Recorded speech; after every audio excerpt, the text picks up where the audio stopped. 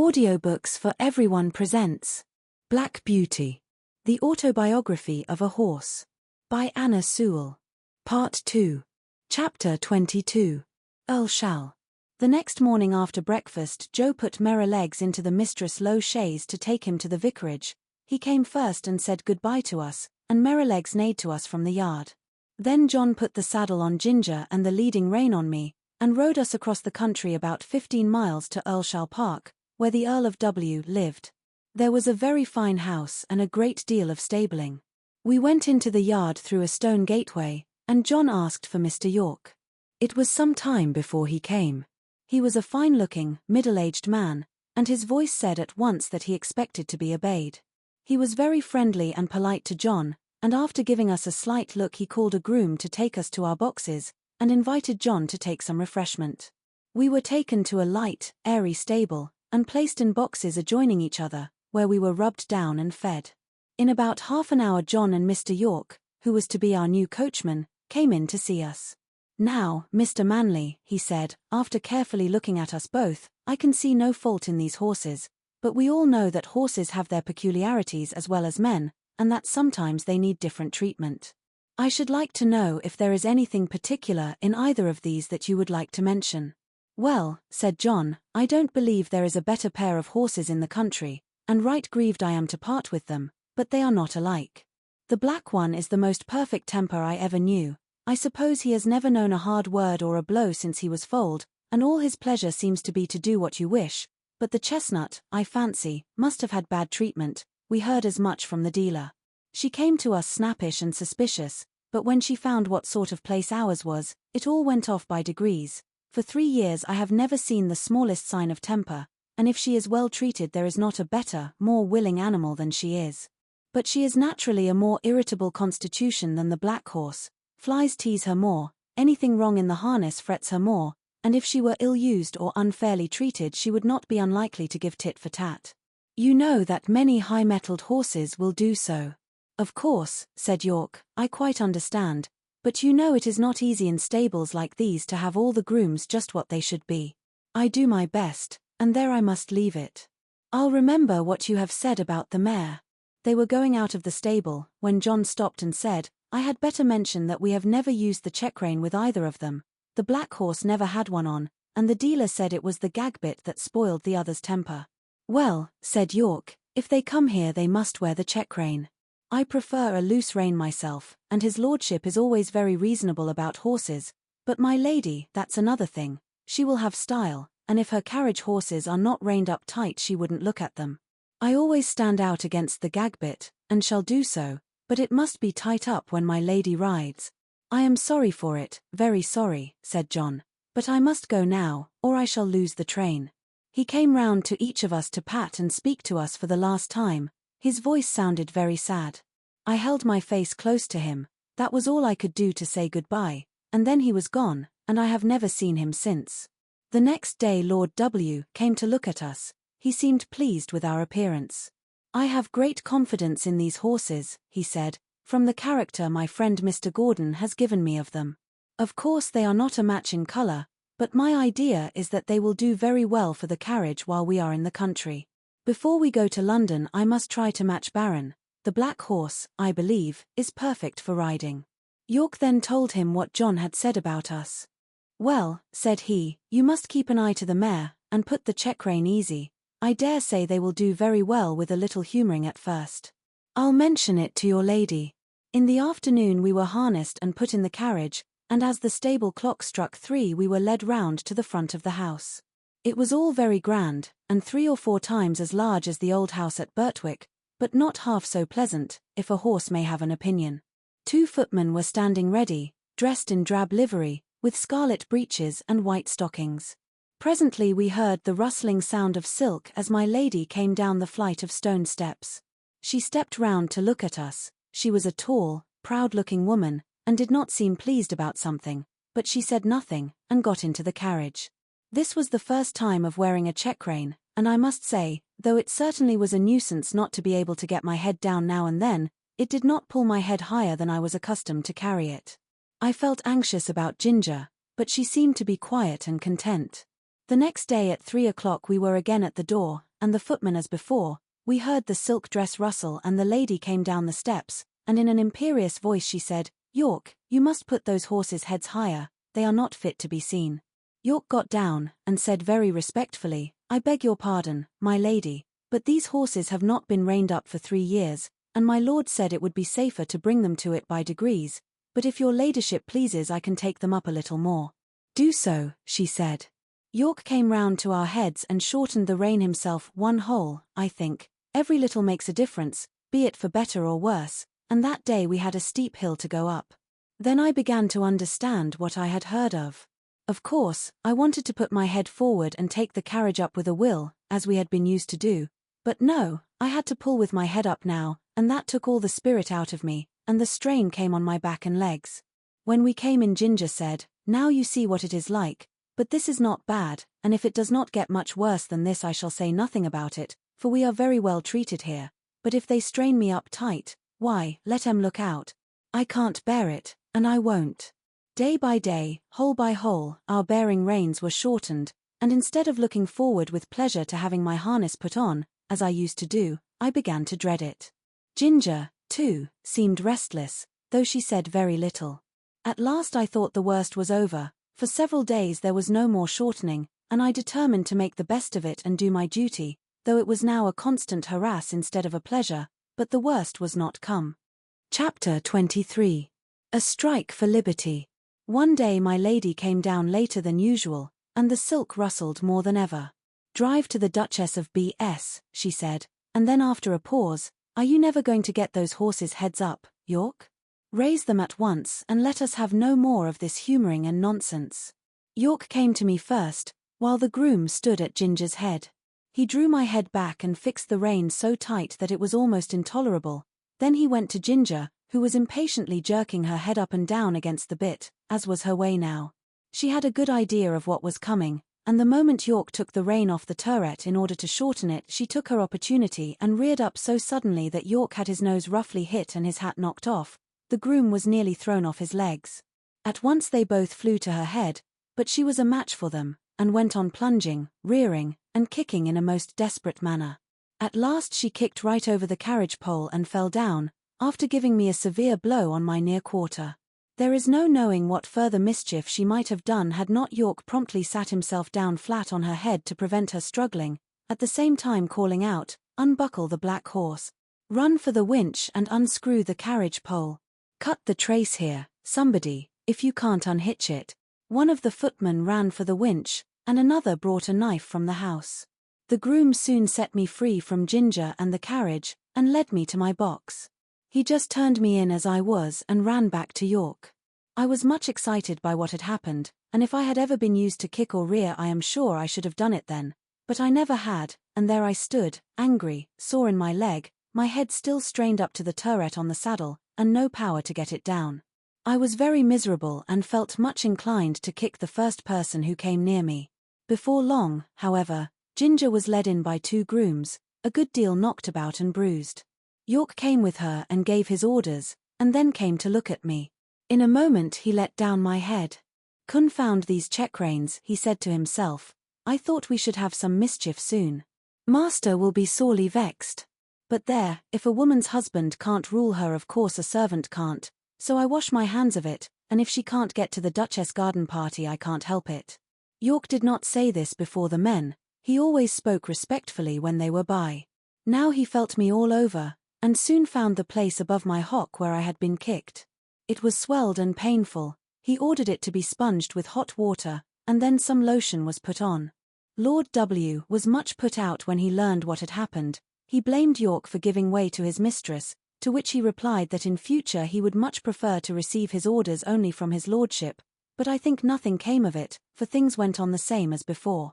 I thought York might have stood up better for his horses, but perhaps I am no judge. Ginger was never put into the carriage again, but when she was well of her bruises one of the Lord W.'s younger sons said he should like to have her. He was sure she would make a good hunter. As for me, I was obliged still to go in the carriage, and had a fresh partner called Max. He had always been used to the tight rein.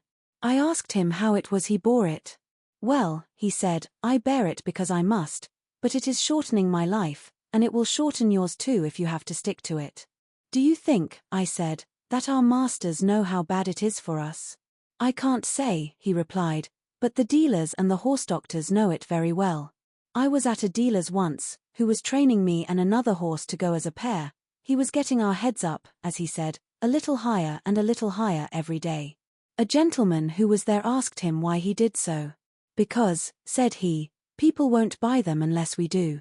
The London people always want their horses to carry their heads high and to step high. Of course it is very bad for the horses, but then it is good for trade. The horses soon wear up, or get diseased, and they come for another pair." "That," said Max, "is what he said in my hearing, and you can judge for yourself. What I suffered with that rain for 4 long months in my lady's carriage it would be hard to describe, but I am quite sure that, had it lasted much longer, either my health or my temper would have given way. Before that, I never knew what it was to foam at the mouth, but now the action of the sharp bit on my tongue and jaw, and the constrained position of my head and throat, always caused me to froth at the mouth more or less. Some people think it very fine to see this, and say, 'What fine-spirited creatures!' But it is just as unnatural for horses as for men to foam at the mouth. It is a sure sign of some discomfort, and should be attended to. Besides this, there was a pressure on my windpipe, which often made my breathing very uncomfortable. When I returned from my work my neck and chest were strained and painful, my mouth and tongue tender, and I felt worn and depressed. In my old home I always knew that John and my master were my friends, but here, although in many ways I was well treated, I had no friend. York might have known, and very likely did know, how that rain harassed me, but I suppose he took it as a matter of course that it could not be helped. At any rate, nothing was done to relieve me. Chapter 24. The Lady Anne, or a Runaway Horse.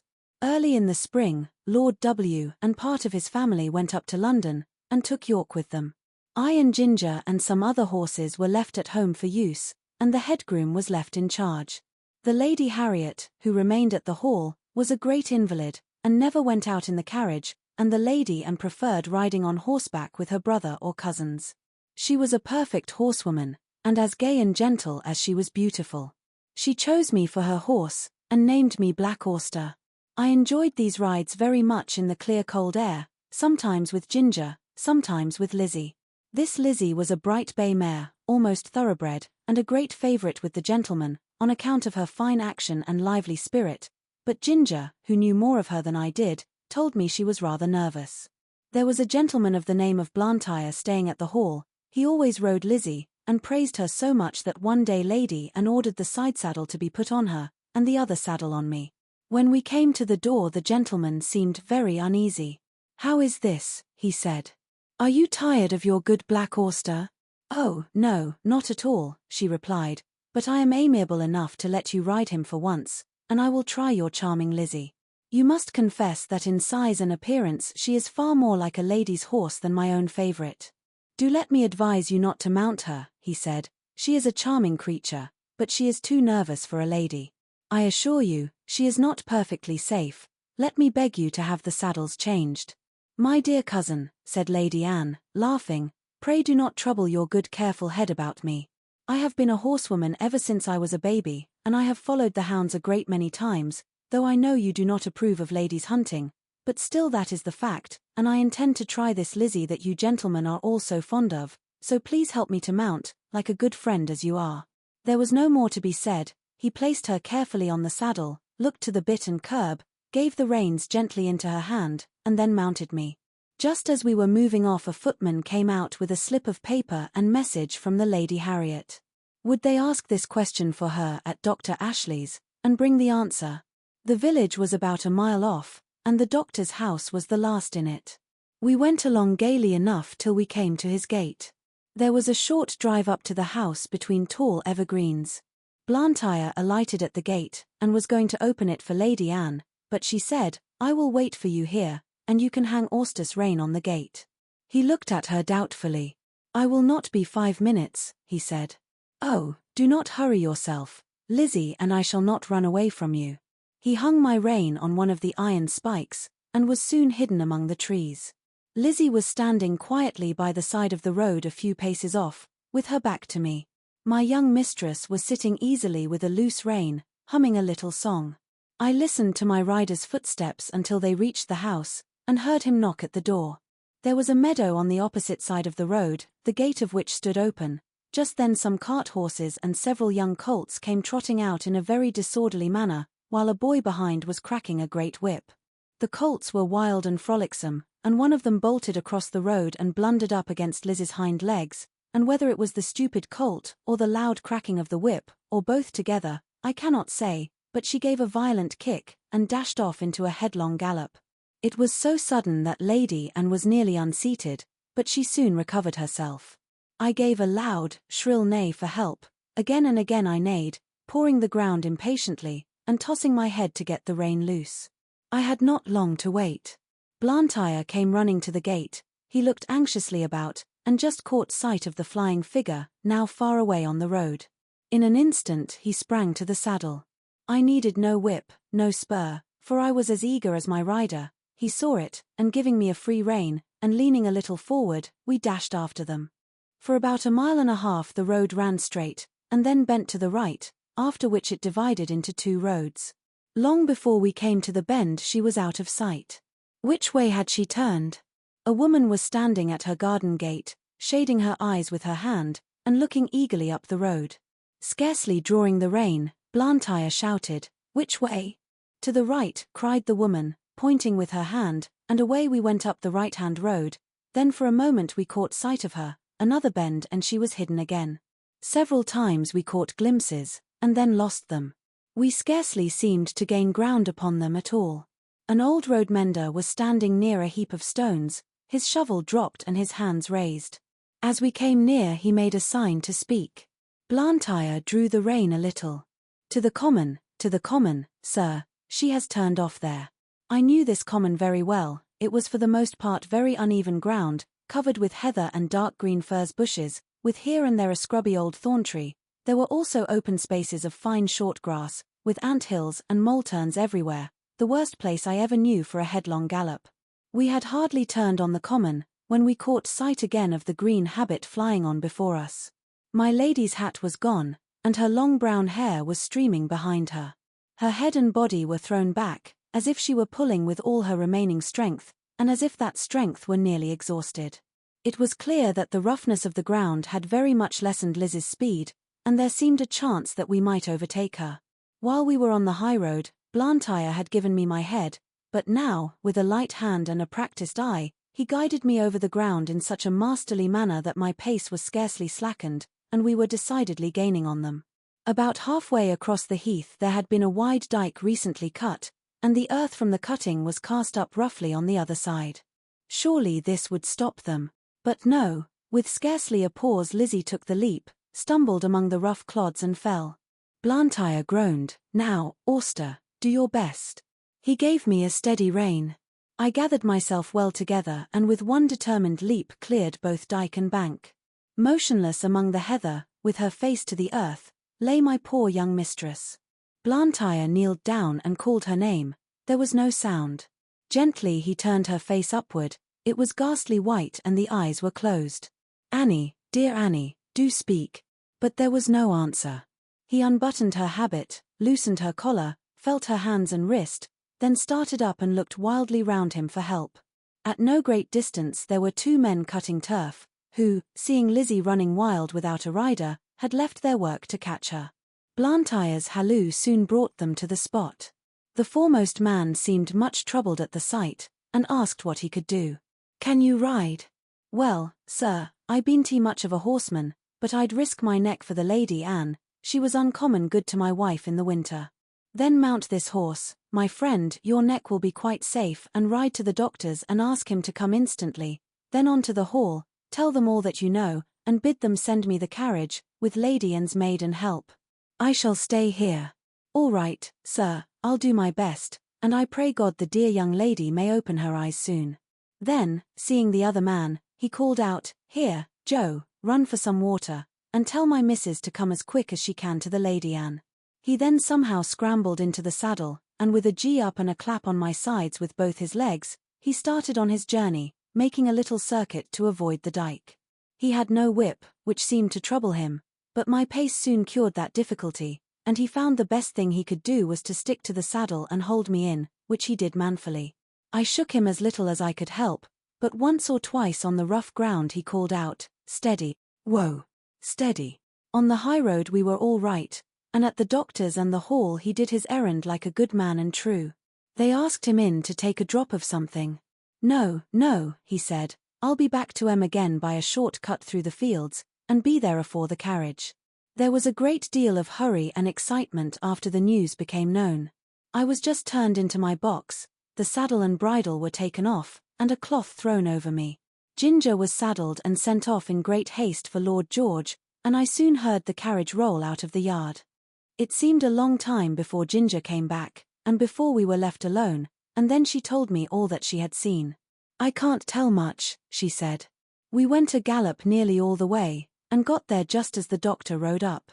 There was a woman sitting on the ground with the lady's head in her lap. The doctor poured something into her mouth, but all that I heard was, 'She is not dead.' Then I was led off by a man to a little distance. After a while she was taken to the carriage, and we came home together. I heard my master say to a gentleman who stopped him to inquire, that he hoped no bones were broken, but that she had not spoken yet. When Lord George took Ginger for hunting, York shook his head. He said it ought to be a steady hand to train a horse for the first season, and not a random rider like Lord George.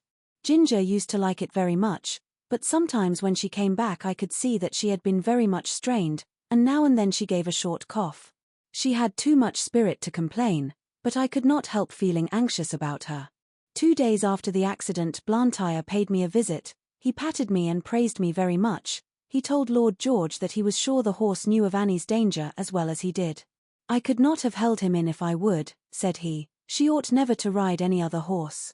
I found by their conversation that my young mistress was now out of danger, and would soon be able to ride again. This was good news to me and I looked forward to a happy life. Chapter 25. Reuben Smith. Now I must say a little about Reuben Smith, who was left in charge of the stables when York went to London. No one more thoroughly understood his business than he did, and when he was all right there could not be a more faithful or valuable man. He was gentle and very clever in his management of horses, and could doctor them almost as well as a farrier, for he had lived 2 years with a veterinary surgeon. He was a first-rate driver. He could take a four-in-hand or a tandem as easily as a pair. He was a handsome man, a good scholar, and had very pleasant manners. I believe everybody liked him, certainly the horses did. The only wonder was that he should be in an under situation and not in the place of a head coachman like York, but he had one great fault and that was the love of drink.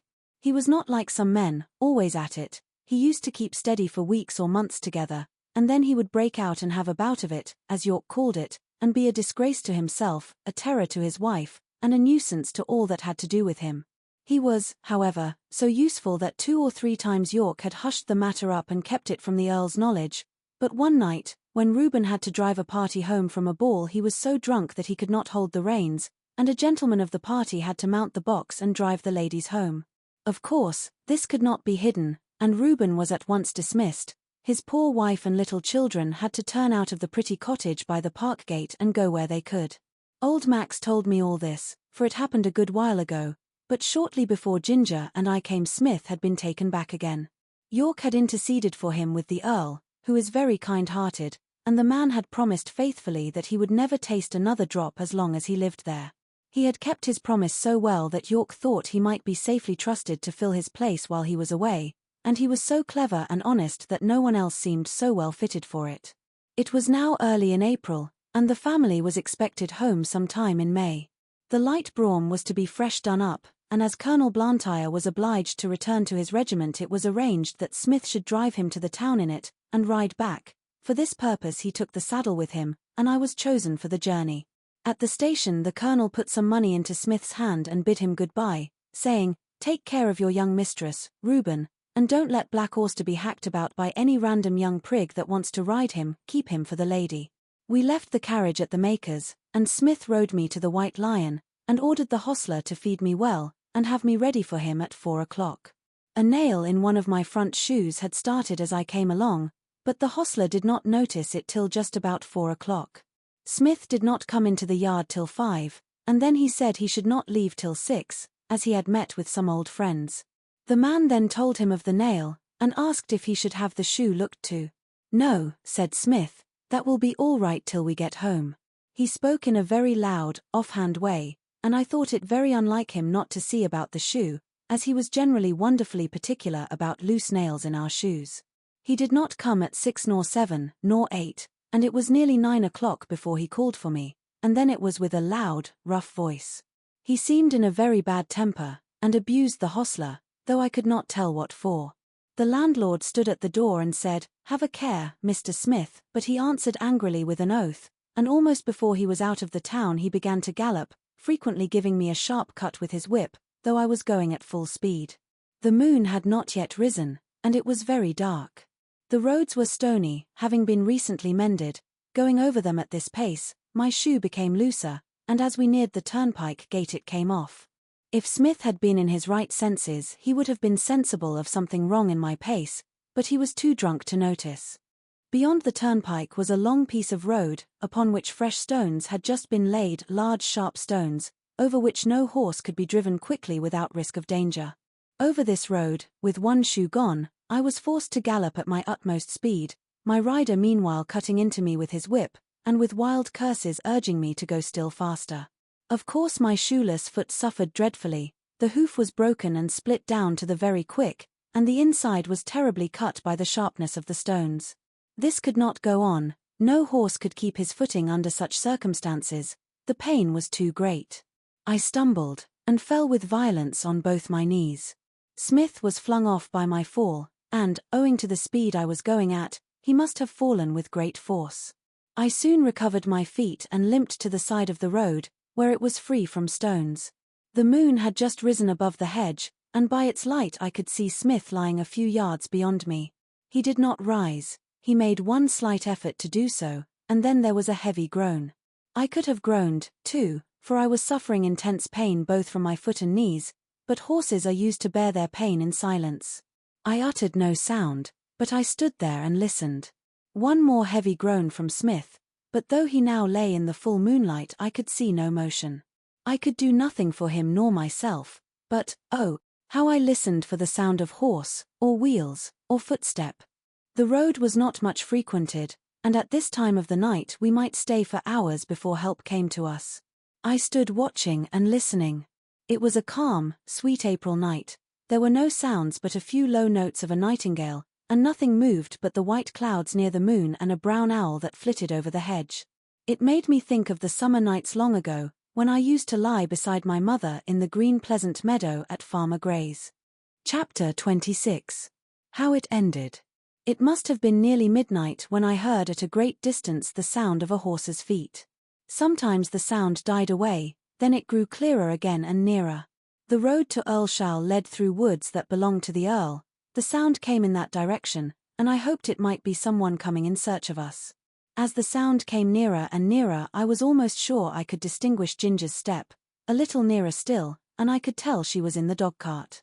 I neighed loudly, and was overjoyed to hear an answering neigh from Ginger, and men's voices. They came slowly over the stones, and stopped at the dark figure that lay upon the ground. One of the men jumped out, and stooped down over it. "It is Reuben," he said, "and he does not stir."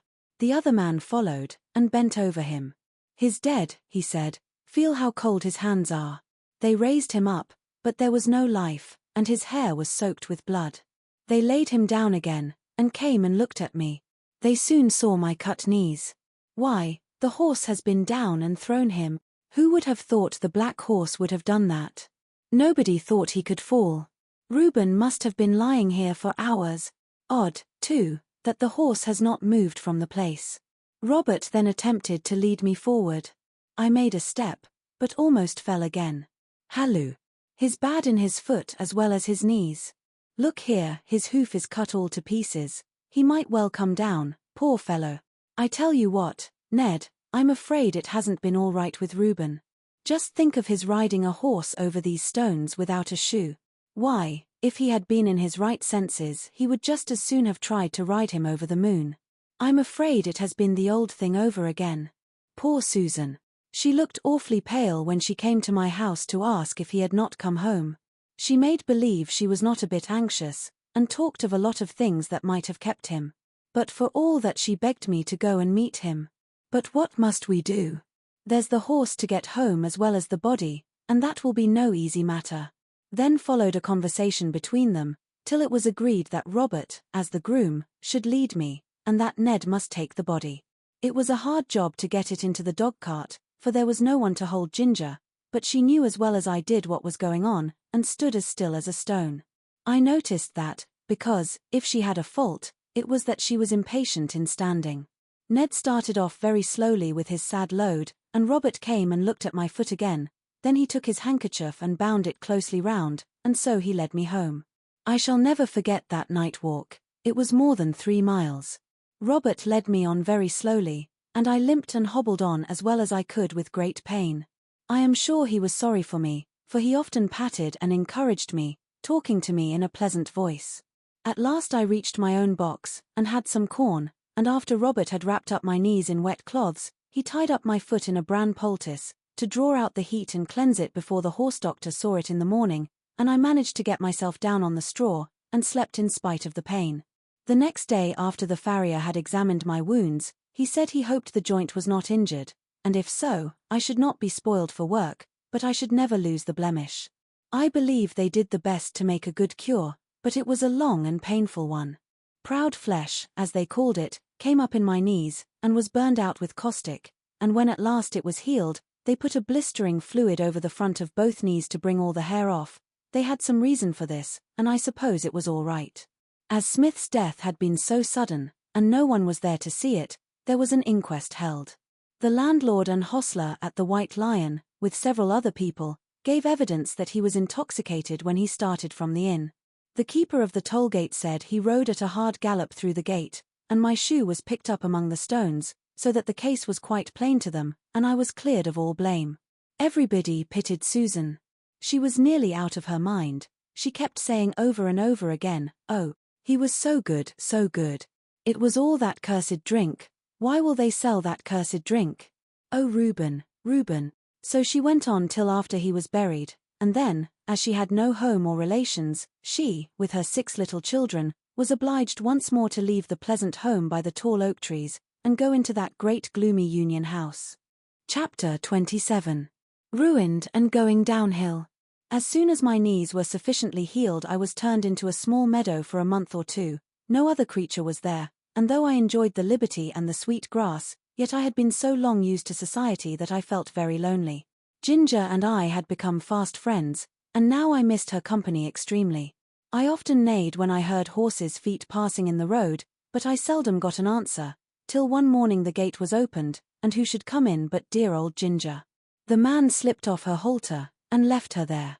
With a joyful whinny I trotted up to her. We were both glad to meet, but I soon found that it was not for our pleasure that she was brought to be with me. Her story would be too long to tell, but the end of it was that she had been ruined by hard riding, and was now turned off to see what rest would do. Lord George was young and would take no warning. He was a hard rider, and would hunt whenever he could get the chance, quite careless of his horse. Soon after I left the stable there was a steeplechase, and he determined to ride. Though the groom told him she was a little strained, and was not fit for the race, he did not believe it, and on the day of the race urged Ginger to keep up with the foremost riders. With her high spirit, she strained herself to the utmost. She came in with the first 3 horses, but her wind was touched, besides which he was too heavy for her, and her back was strained. And so, she said, "Here we are, ruined in the prime of our youth and strength, you by a drunkard, and I by a fool, it is very hard." We both felt in ourselves that we were not what we had been. However, that did not spoil the pleasure we had in each other's company. We did not gallop about as we once did, but we used to feed, and lie down together, and stand for hours under one of the shady lime trees with our heads close to each other, and so we passed our time till the family returned from town. One day we saw the Earl come into the meadow, and York was with him. Seeing who it was, we stood still under our lime tree, and let them come up to us. They examined us carefully. The Earl seemed much annoyed. "There is £300 flung away for no earthly use," said he, "but what I care most for is that these horses of my old friend, who thought they would find a good home with me, are ruined. The mare shall have a 12-month's run, and we shall see what that will do for her, but the black one, he must be sold. 'Tis a great pity, but I could not have knees like these in my stables." "No, my lord, of course not," said York. "But he might get a place where appearance is not of much consequence, and still be well treated. I know a man in Bath, the master of some livery stables, who often wants a good horse at a low figure. I know he looks well after his horses. The inquest cleared the horse's character, and your lordship's recommendation, or mine, would be sufficient warrant for him. You had better write to him, York. I should be more particular about the place than the money he would fetch." After this they left us.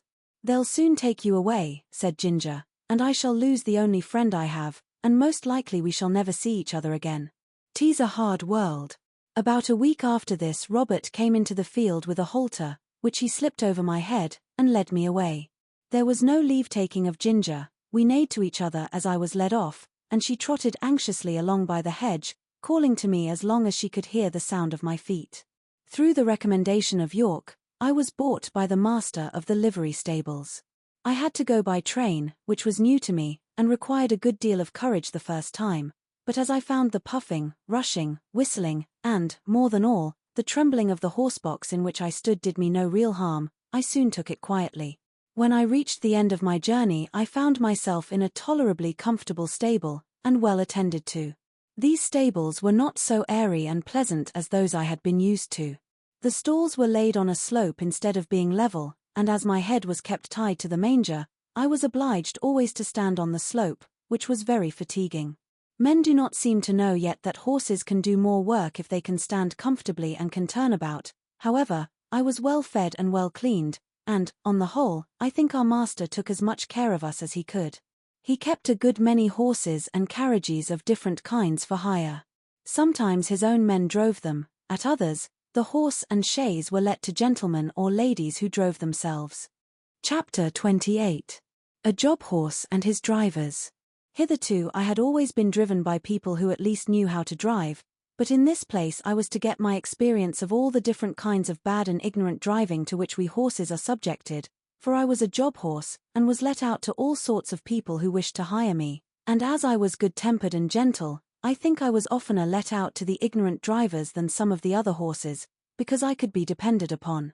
It would take a long time to tell of all the different styles in which I was driven, but I will mention a few of them. First, there were the tight-rein drivers, men who seemed to think that all depended on holding the reins as hard as they could, never relaxing the pull on the horse's mouth, or giving him the least liberty of movement. They are always talking about keeping the horse well in hand, and holding a horse up, just as if a horse was not made to hold himself up.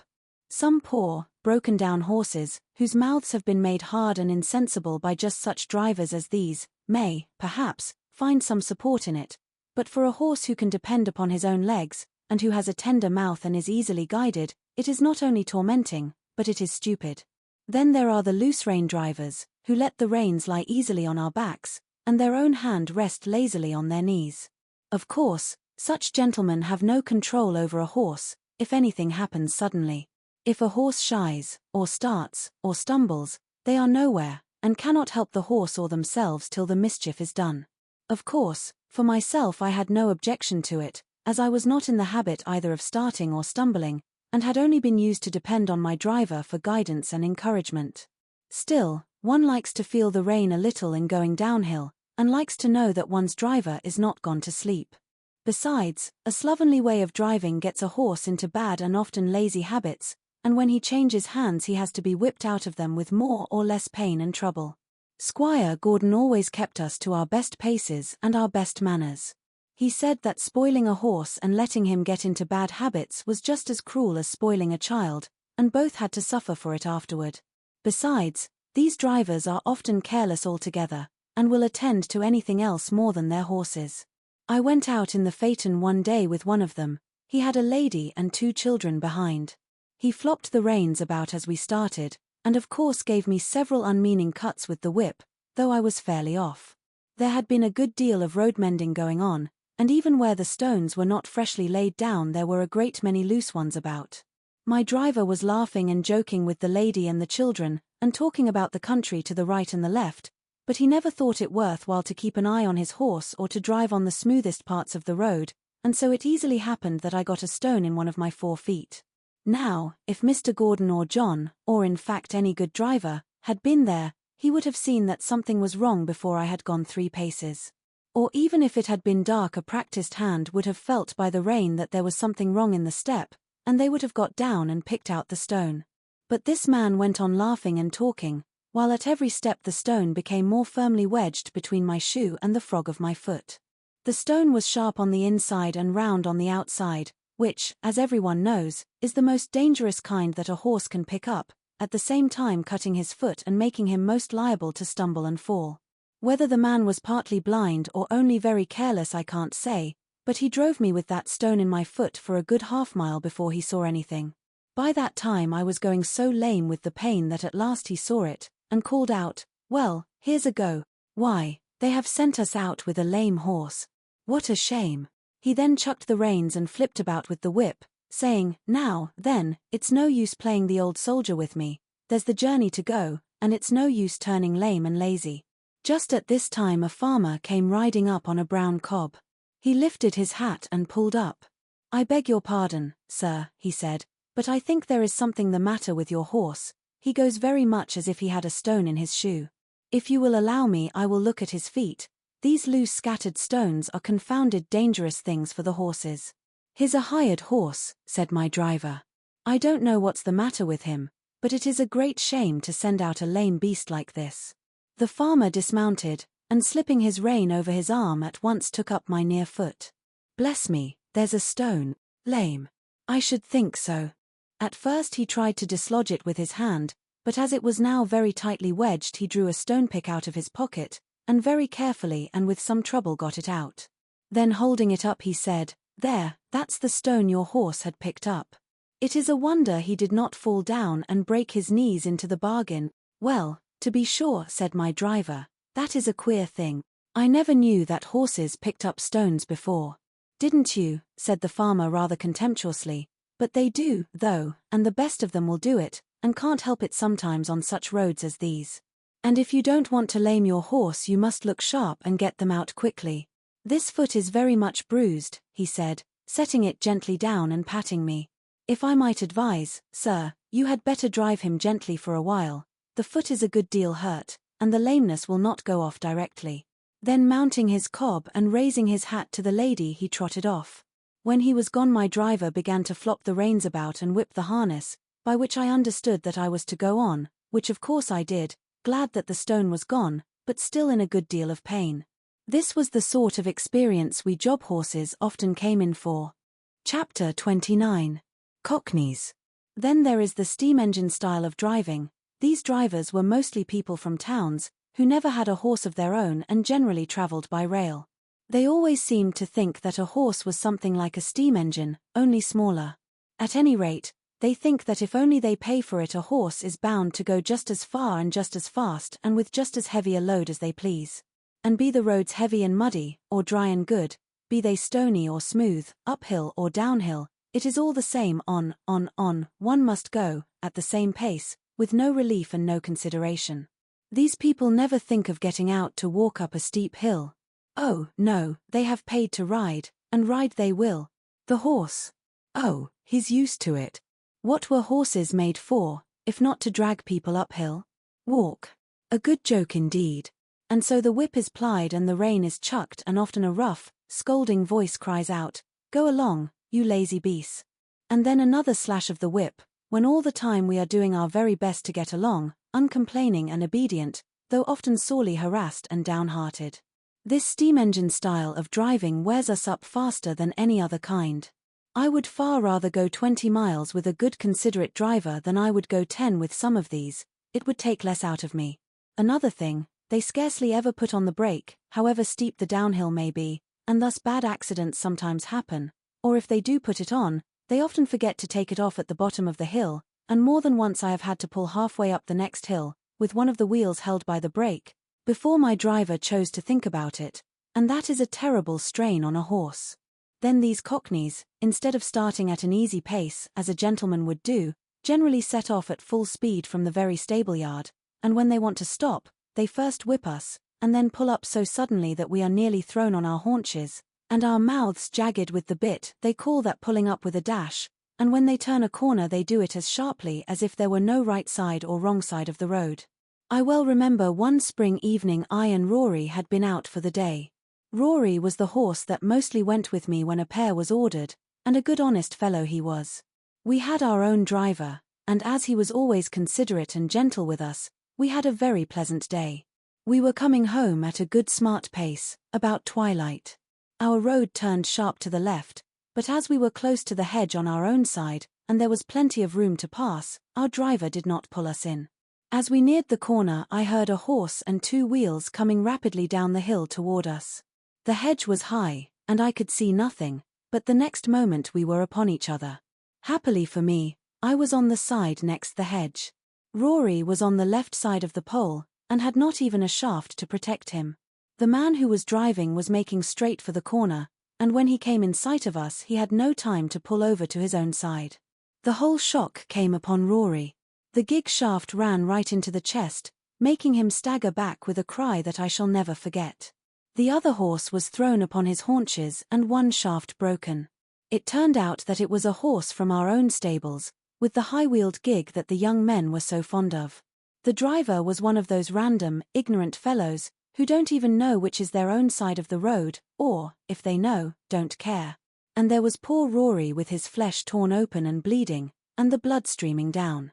They said if it had been a little more to one side it would have killed him, and a good thing for him, poor fellow, if it had. As it was a long time before the wound healed, and then he was sold for coal carting, and what that is, up and down those steep hills, only horses know. Some of the sights I saw there, where a horse had to come downhill with a heavily loaded 2-wheel cart behind him, on which no brake could be placed, make me sad even now to think of. After Rory was disabled I often went in the carriage with a mare named Peggy, who stood in the next stall to mine. She was a strong, well-made animal, of a bright dun color, beautifully dappled, and with a dark brown mane and tail. There was no high breeding about her, but she was very pretty and remarkably sweet-tempered and willing. Still, there was an anxious look about her eye, by which I knew that she had some trouble. The first time we went out together I thought she had a very odd pace. She seemed to go partly a trot, partly a canter, 3 or 4 paces, and then a little jump forward. It was very unpleasant for any horse who pulled with her, and made me quite fidgety. When we got home I asked her what made her go in that odd, awkward way. "Ah," she said in a troubled manner, "I know my paces are very bad, but what can I do? It really is not my fault, it is just because my legs are so short. I stand nearly as high as you, but your legs are a good 3 inches longer above your knee than mine, and of course you can take a much longer step and go much faster. You see, I did not make myself. I wish I could have done so, I would have had long legs then. All my troubles come from my short legs," said Peggy, in a desponding tone. "But how is it," I said, "when you are so strong and good-tempered and willing?"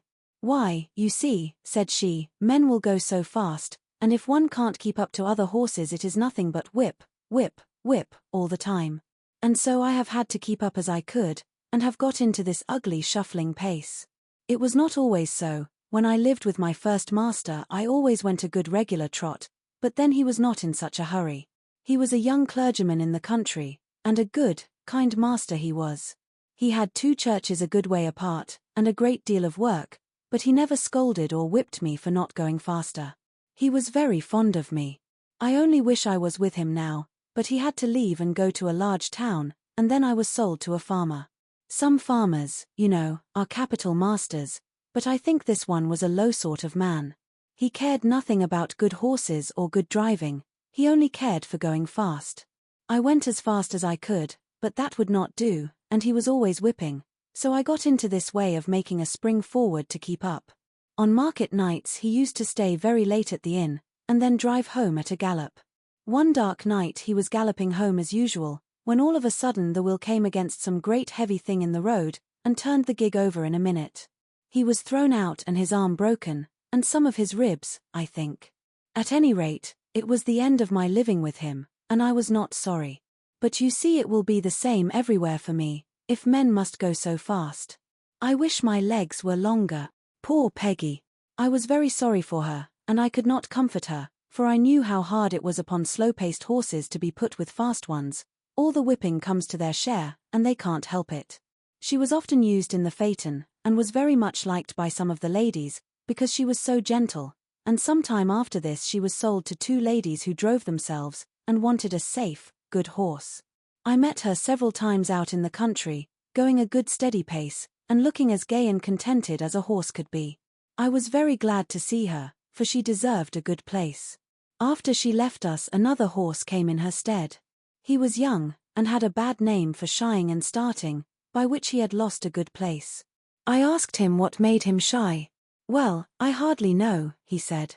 "I was timid when I was young, and was a good deal frightened several times, and if I saw anything strange I used to turn and look at it. You see, with our blinkers one can't see or understand what a thing is unless one looks round, and then my master always gave me a whipping, which of course made me start on, and did not make me less afraid.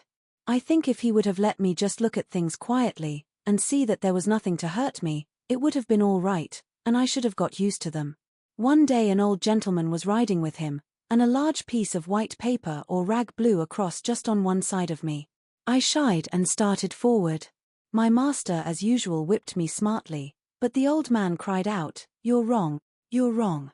You should never whip a horse for shying. He shies because he is frightened, and you only frighten him more and make the habit worse. So I suppose all men don't do so. I am sure I don't want to shy for the sake of it, but how should one know what is dangerous and what is not, if one is never allowed to get used to anything? I am never afraid of what I know. Now I was brought up in a park where there were deer. Of course I knew them as well as I did a sheep or a cow, but they are not common, and I know many sensible horses who are frightened at them, and who kick up quite a shindy before they will pass a paddock where there are deer. I knew what my companion said was true, and I wished that every young horse had as good masters as Farmer Gray and Squire Gordon. Of course we sometimes came in for good driving here. I remember one morning I was put into the light gig, and taken to a house in Pulteney Street. Two gentlemen came out. The taller of them came round to my head. He looked at the bit and bridle, and just shifted the collar with his hand, to see if it fitted comfortably. "Do you consider this horse wants a curb?" he said to the hostler. "Well," said the man, "I should say he would go just as well without. He has an uncommon good mouth, and though he has a fine spirit he has no vice, but we generally find people like the curb." "I don't like it," said the gentleman. "Be so good as to take it off, and put the rein in at the cheek. An easy mouth is a great thing on a long journey, is it not, old fellow?" he said, patting my neck. Then he took the reins, and they both got up. I can remember now how quietly he turned me round, and then with a light feel of the rein, and drawing the whip gently across my back, we were off. I arched my neck and set off at my best pace.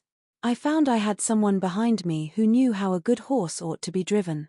It seemed like old times again, and made me feel quite gay.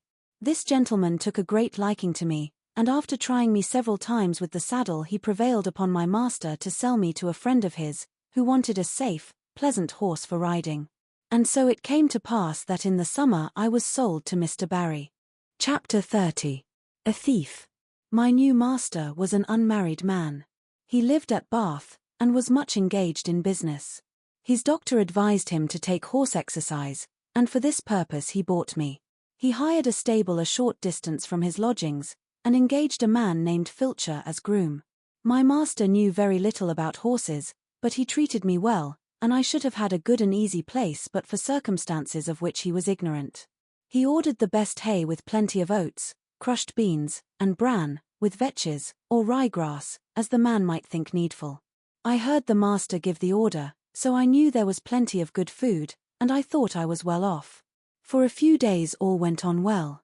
I found that my groom understood his business.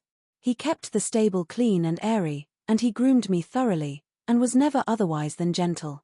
He had been an hostler in one of the great hotels in Bath. He had given that up, and now cultivated fruit and vegetables for the market, and his wife bred and fattened poultry and rabbits for sale. After a while it seemed to me that my oats came very short. I had the beans, but bran was mixed with them instead of oats, of which there were very few, certainly not more than a quarter of what there should have been.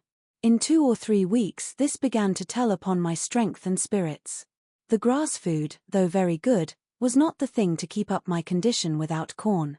However, I could not complain, nor make known my wants. So it went on for about 2 months, and I wondered that my master did not see that something was the matter.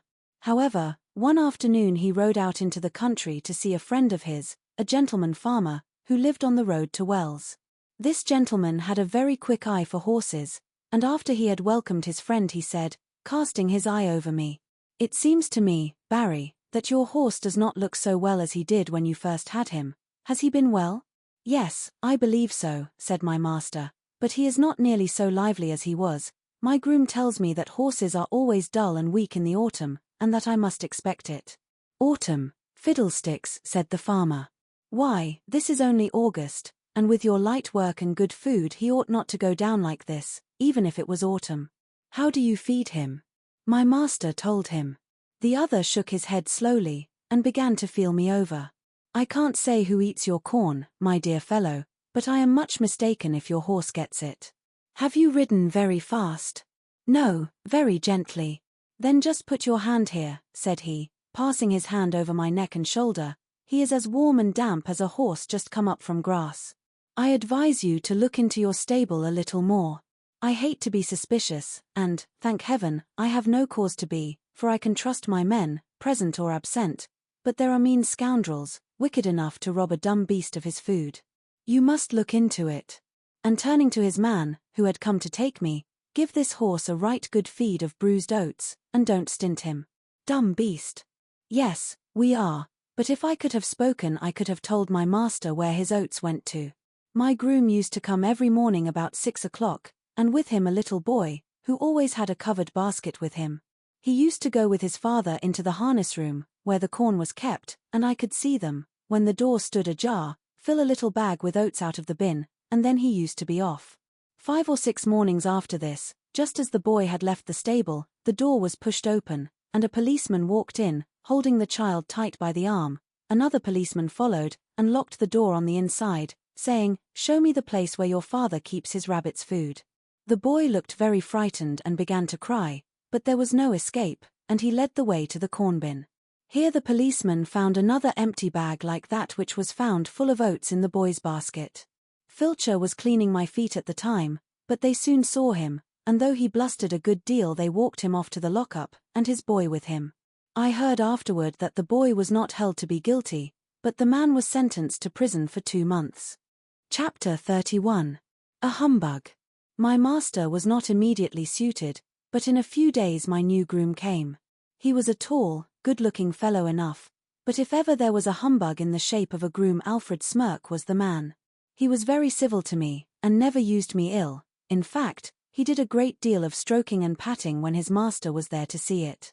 He always brushed my mane and tail with water and my hoofs with oil before he brought me to the door, to make me look smart, but as to cleaning my feet or looking to my shoes, or grooming me thoroughly, he thought no more of that than if I had been a cow. He left my bit rusty, my saddle damp, and my crupper stiff. Alfred Smirk considered himself very handsome. He spent a great deal of time about his hair, whiskers, and necktie, before a little looking-glass in the harness room. When his master was speaking to him it was always, yes, sir, touching his hat at every word, and everyone thought he was a very nice young man and that Mr. Barry was very fortunate to meet with him. I should say he was the laziest, most conceited fellow I ever came near. Of course, it was a great thing not to be ill-used, but then a horse wants more than that. I had a loose box, and might have been very comfortable if he had not been too indolent to clean it out. He never took all the straw away, and the smell from what lay underneath was very bad, while the strong vapors that rose made my eyes smart and inflame, and I did not feel the same appetite for my food. One day his master came in and said, "Alfred, the stable smells rather strong. Should not you give that stall a good scrub and throw down plenty of water?" "Well, sir," he said, touching his cap, "I'll do so if you please, sir, but it is rather dangerous, sir, throwing down water in a horse's box. They are very apt to take cold, sir. I should not like to do him an injury, but I'll do it if you please, sir." "Well," said his master, "I should not like him to take cold, but I don't like the smell of this stable. Do you think the drains are all right?" "Well, sir, now you mention it, I think the drain does sometimes send back a smell. There may be something wrong, sir." "Then send for the bricklayer and have it seen to," said his master. "Yes, sir, I will." The bricklayer came and pulled up a great many bricks, but found nothing amiss, so he put down some lime and charged the master 5 shillings, and the smell in my box was as bad as ever. But that was not all. Standing as I did on a quantity of moist straw, my feet grew unhealthy and tender, and the master used to say, "I don't know what is the matter with this horse, he goes very fumble-footed. I am sometimes afraid he will stumble." "Yes, sir," said Alfred, "I have noticed the same myself, when I have exercised him." Now the fact was that he hardly ever did exercise me, and when the master was busy I often stood for days together without stretching my legs at all, and yet being fed just as high as if I were at hard work. This often disordered my health, and made me sometimes heavy and dull, but more often restless and feverish. He never even gave me a meal of green food or a bran mash, which would have cooled me, for he was altogether as ignorant as he was conceited, and then, instead of exercise or change of food, I had to take horse balls and draughts, which, beside the nuisance of having them poured down my throat, used to make me feel ill and uncomfortable.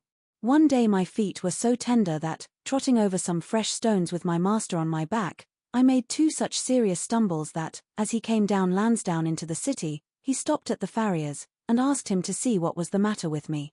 The man took up my feet one by one and examined them. Then standing up and dusting his hands one against the other, he said, "Your horse has got the thrush, and badly, too. His feet are very tender. It is fortunate that he has not been down. I wonder your groom has not seen to it before." This is the sort of thing we find in foul stables, where the litter is never properly cleaned out. If you will send him here tomorrow, I will attend to the hoof, and I will direct your man how to apply the liniment which I will give him. The next day I had my feet thoroughly cleansed and stuffed with tow soaked in some strong lotion, and an unpleasant business it was. The farrier ordered all the litter to be taken out of my box day by day, and the floor kept very clean. Then I was to have bran mashes, a little green food, and not so much corn, till my feet were well again. With this treatment I soon regained my spirits, but Mr. Barry was so much disgusted at being twice deceived by his grooms that he determined to give up keeping a horse, and to hire when he wanted one. I was therefore kept till my feet were quite sound, and was then sold again.